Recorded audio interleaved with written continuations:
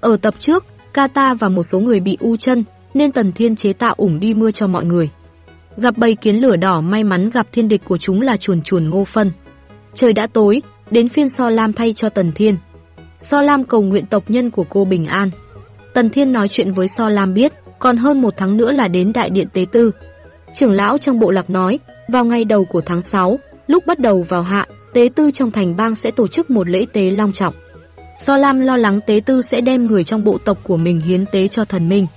Theo Tần Thiên tính toán thì mọi người đã đi được 1 tuần, chỉ cần khoảng 10 ngày sẽ tới nơi.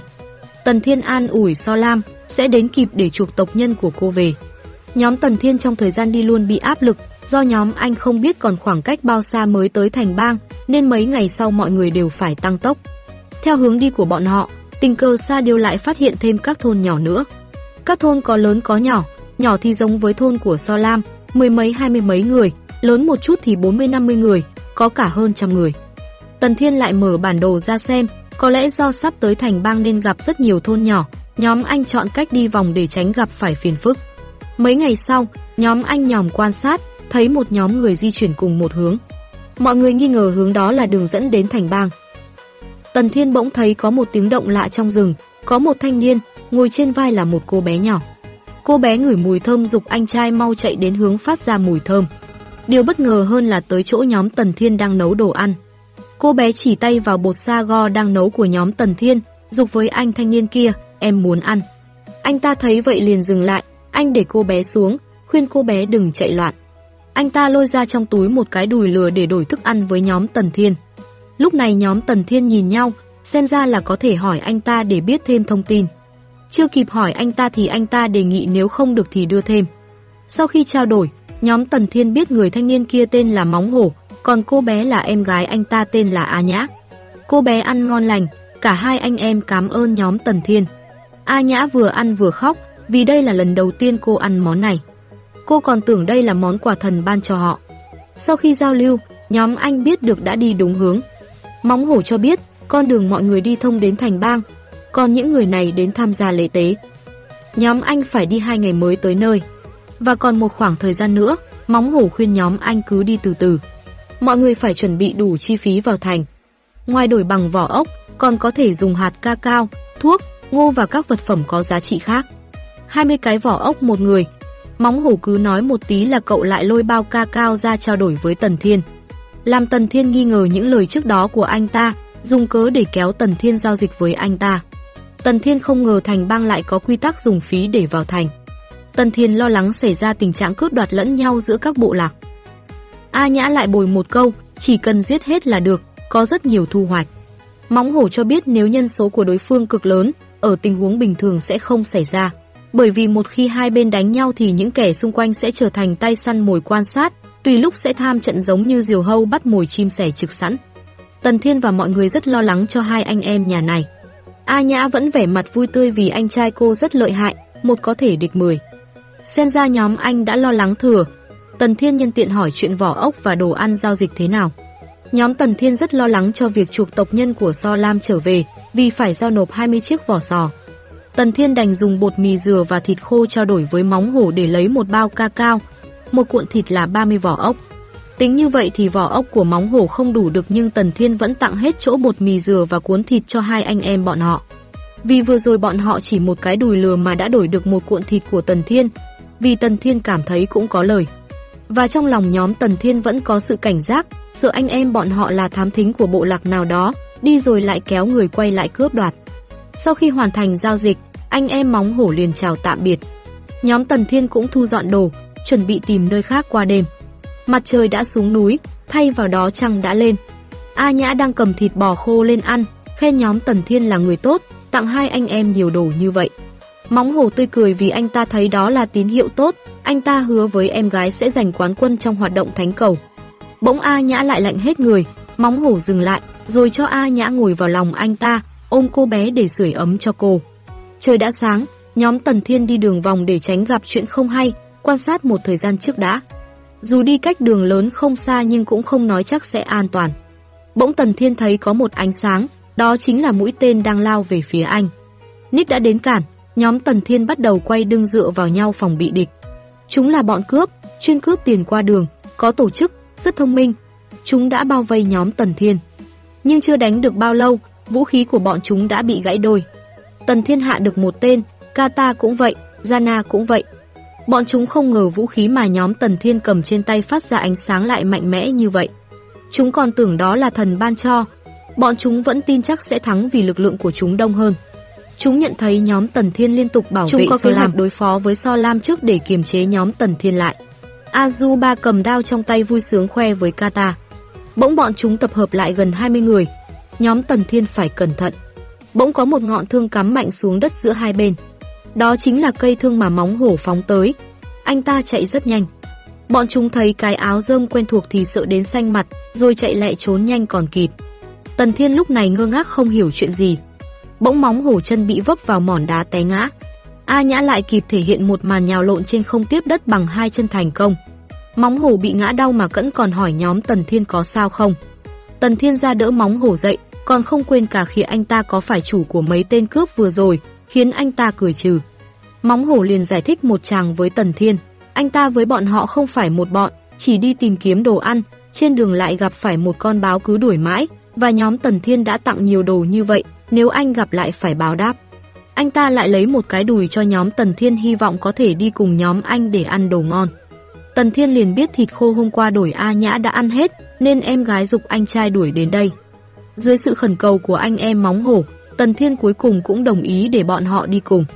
Có được Móng Hổ, nhóm anh đã đi đường lớn theo chỉ dẫn. Vì đi trong rừng mưa cũng đã chạm mặt đám cướp, không bằng cứ hiện thân mà đi vậy. Nhóm anh đột nhiên gặp nhiều người như thế này có chút cảm giác không thực.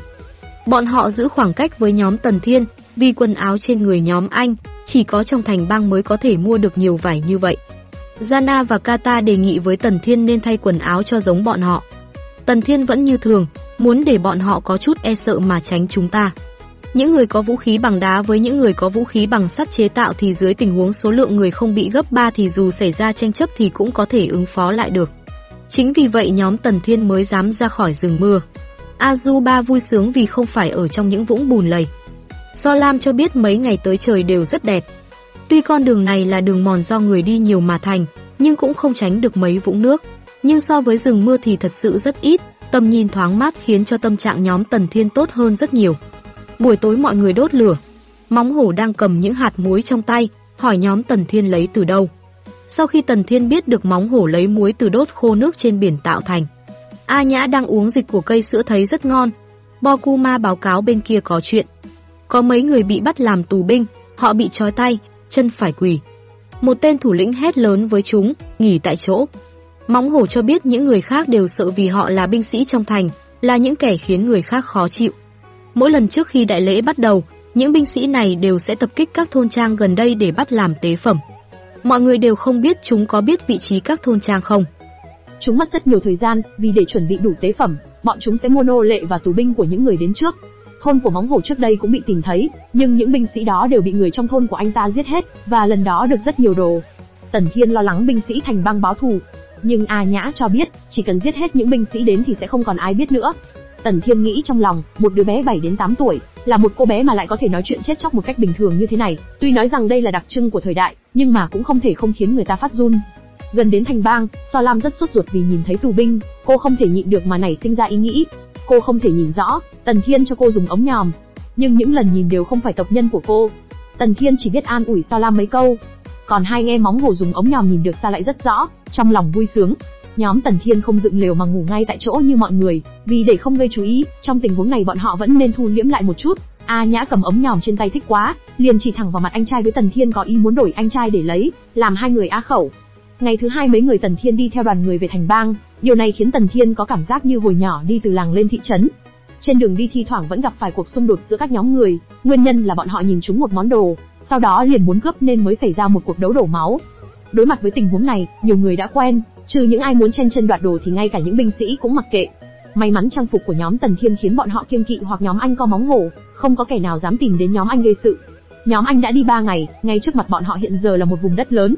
Đây chính là thành bang, nó rất lớn, như một tòa núi, rất giống kim tự tháp. Chỉ còn nửa ngày nữa là bọn họ đến. Tần Thiên thấy hình dáng của thành bang trông rất quen thuộc, nên cho Sa Diêu đi thăm dò chút. Bỗng đầu, sau khi cho Sa Diêu nhìn rõ, anh biết đó chính là kim tự tháp Maya. Sau khi hỏi hai anh em nhà móng hổ thì không phải người may A mà là may Z. Tần Thiên nghĩ mãi mới ra, vì người may A là cái tên sau này mới được đặt, mà người may A thật sự xưng mình là người may Z. Tần Thiên hỏi móng hổ có biết năm dự đoán ngày tận thế của thế giới không, nhưng anh ta hoàn toàn không biết. Tần Thiên biết chắc chắn cư dân của khu D3 này chính là người may A, bị thời không đem từ kỷ nguyên khác đến đây. Mọi người bắt đầu vào thành đều phải nộp phí. Bọn lính gác toàn đội ngũ 7-8 người không dễ ra tay, bọn chúng giục những ai đã nộp xong vào nhanh vì quá đông. Thuốc dê chính là cây cao cũng có thể làm tiền trao đổi, vì sau khi đốt sẽ tỏa ra khói trắng hắc hắc khiến người ta khó chịu. Tần Thiên thấy thành bang thì rất bất ngờ vì có sông hẹp bao quanh bảo hộ. Anh còn tưởng để bài trí. Tần Thiên liền nảy ra ý nếu có người nhảy qua xâm nhập thì sao? Sau khi hai anh em móng hổ biết thì tá hỏa, bọn họ rất sợ thần minh nếu biết được sẽ giáng điểm xấu xuống là chết. Làm Tần Thiên nói vừa biết rồi để cho qua chuyện. Anh vẫn có ý định sau này có vấn đề gì sẽ nhảy qua. Bỗng có người đưa thẻ bài thân phận riêng, thì được vào ngay mà không phải nộp phí vì họ là cư dân trong thành. Tần Thiên rất tò mò làm sao để thành cư dân trong thành. Được móng hổ kể biết rằng thông qua trưởng lão trong bộ lạc, thành bang vốn là một thôn, vào một ngày thần minh giáng thế, truyền lại trí tuệ cho người trong thôn nên mới xuất hiện thành bang. Thành bang này không tiếp nhận người ở thôn khác. Những người ở xa không biết được quy tắc lệ phí vào thành, toàn bị đuổi đi, không cho vào thành. Sau khi nhóm Tần Thiên vào, nhìn thấy đầu tiên là một vùng đất canh tác, đặc biệt là mảnh đất canh tác này lại đang bốc cháy. Khi Tần Thiên đi qua nhìn thì mới phát hiện, trong mảnh đất đó có không ít người may A là nô lệ đang đốt cành ngô và lá khô dưới sự trông chừng của binh sĩ. Đối với chuyện này, Tần Thiên đã rất quen, cậu thích nhất là đốt, cũng không phải vì thích thú gì, mà là vì làm thế thì có thể xử lý sạch sẽ cây khô, đồng thời những tàn cho sau khi đốt xong còn có thể làm phân bón. Diện tích đất canh tác trong thành tương đối lớn, Tần Thiên đi men theo con đường hơn 10 phút mới phát hiện những căn nhà thấp bé. Theo như móng hổ nói, từ cách phân chia công dụng thì thành may A đại khái được chia làm 3 lớp, ngoài cùng là khu đất canh tác để trồng trọt, tiếp theo là khu vực sinh sống của cư dân, trong cùng chính là thần miếu mà quý tộc và các tế tư sinh sống. Nếu như theo sự phân chia này thì thành may A được sông hộ thành, chia thành hình chữ thập cắt ngang ở giữa tạo thành 4 khu vực, ứng với 4 hướng đông tây nam bắc. Mỗi một khu đều có một họp chợ loại lớn. Chợ rất náo nhiệt và nhiều thứ hay ho. Tần Thiên dự định muốn biết nơi nào thu mua nô lệ. A Nhã liền tỏ ra mặt bất mãn vì rất ghét những người muốn mua nô lệ. Anh trai cô liền lấy cớ nhóm Tần Thiên chỉ hiếu kỳ mới thôi không nghĩ xấu. Móng hổ chỉ cho nhóm Tần Thiên vì nơi thu mua không có cố định, nhưng luôn ở trong chợ tập, nơi náo nhiệt nhất chính là nơi đó. Một người đang cầm chuông lắc lắc, giao bán một người đàn ông cường tráng đang bị trói quỳ ở dưới đất. Bọn chúng cần phải 3 người mới bắt được, và có thể làm công việc của 3 người nhưng chỉ ăn một người. Hắn ta còn bóp mặt người đàn ông xấu số kia. Giá khởi điểm 200 hạt cacao. Ở dưới, người mua bắt đầu nhao nhao ra giá. Tôi ra giá 250 hạt cacao. Tôi ra giá 300 hạt cacao, tôi ra 100 chiếc vỏ ốc, vân vân. So Lam sau khi nghe thấy vậy, liền thở dài buồn bã. A Nhã sau khi biết được người của tộc So Lam bị bắt thì không ngờ. A Nhã liền xin lỗi Tần Thiên. Sau khi móng hổ biết mục đích của nhóm Tần Thiên lên dẫn nhóm anh đến mấy nơi khác tìm người. So Lam cô đã nghĩ không làm phiền Tần Thiên nữa. Cô rất cảm ơn anh, cô nguyện ý làm nô bộc dù là sau khi chết, linh hồn của cô sẽ theo hầu anh. Tần Thiên cũng cảm ơn cô vì chiếc nhẫn cũng đã chỉ tới đây. Tuy trọng tâm Tần Thiên là đi thăm dò kim tự tháp của Maya, nhưng chuyện quan trọng của So Lam càng quan trọng hơn. Thời gian còn lại, Tần Thiên giúp đỡ So Lam đi tìm kiếm người trong tộc của cô. Anh em móng hổ cũng góp sức tìm kiếm. Họ rảnh rỗi không có gì làm và chuyện của bạn bè cũng là chuyện của mình. Móng hổ luôn xưng là bạn bè, bọn họ chỉ quen biết mấy ngày. Trong lúc giao dịch Tần Thiên cho bọn họ thêm ít ưu đãi mà coi như là quen biết. Tần Thiên không biết nên tỏ thái độ gì. Đối với sự giúp đỡ của bọn họ, Tần Thiên tỏ ra vô cùng biết ơn, tình nghĩa trong lòng đối với hai người lại tăng thêm một chút. Thấy Maya thật sự rất lớn, không thể so sánh với thành thị hiện đại, nhưng diện tích lại không khác mấy so với huyện trấn hiện đại. Nhóm Tần Thiên đến thành khoảng lúc 10 giờ, sau khi vào thành thì luôn đi tìm tung tích của tộc nhân So Lam. Nhưng bọn họ đã tìm 5 đến 6 canh giờ mới chỉ đi hết khu phía Tây, đến lúc bọn họ tới được khu Nam thì mặt trời đã xuống núi. Hôm nay mọi người đành dừng tìm kiếm ở đây, vì người đã dần ít, A Nhã đã đói bụng, Azuba cậu ta cũng vậy, anh trai của cô rất chiều cô bé. Cô bé muốn ăn sô-cô-la nóng. Một bàn món ăn đã được bày ra, nào là cá, ngô, ớt, thịt, hoa quả, vân vân. Tần Thiên không ngờ trong thành Maya lại có nơi như mấy sạp ven đường này, đồ đạc còn rất nhiều. Khi anh nghe tới hắn ra giá là 30 hạt cacao. Nhưng Tần Thiên nhớ móng hổ đã giao dịch hết với anh rồi mà. Được A Nhã cho biết anh trai cô đang làm giúp người ta việc, có thể trực tiếp bán sức lao động, như vác gỗ. Tập phim đến đây thôi. Hãy like, bình luận và đăng ký kênh ủng hộ admin nhé mọi người. Chúc mọi người ngủ ngon.